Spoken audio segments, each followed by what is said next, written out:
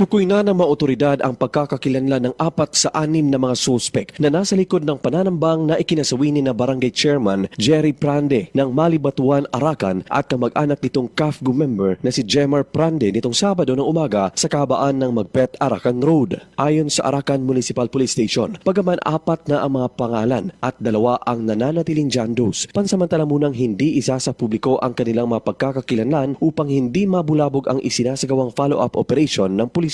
Kinumpirma rin ng mga investigador na paghihiganti ang malinaw na motibong sinusuyod ngayon sa likod ng malagim na krimen. Batay sa ulat, dakong alas 10:25 ng umaga nitong Enero 17, nang buntutan ng 3 motorsiklo ang mga biktima habang bumabiyahe mula sa Barangay Duruluman pauwi ng Barangay Malibatuan. Pagsapit sa bahagi ng Tinanan Bridge sa Purok New Caridad, Barangay Greenfield na boundary lang din ng Malibatuan, walang pakundangan silang pinagbabaril ng mga sospek hanggang sa bumulusok ang kanilang motorsiklo sa isang konkretong kanal. Kapwa nasawi ang kapitan ng Barangay Malibatuan at kasama nitong CAFGU member na kasapi ng 72nd Infantry Battalion dahil sa matinamong tama ng bala sa ulo at iba't ibang bahagi ng katawan. Mabilis na tumakas ang mga salarin patungo sa direksyon ng Barangay Malibatuan matapos ang pamamaril. Sa ngayon, puspusan ang isinasagawang surveillance operation ng Arakan PNP katuwang ang mga intelligence unit upang masukol ang matumakas na sospek. Patuloy ang panawagan ng mga otoridad sa publiko sa pangunguna ni Arakan PNP Town Chief Police Major Renante Pascua na manatiling mapagmatiyag at agad na i-report ang anumang kahinahalang individual sa kanilang komunidad.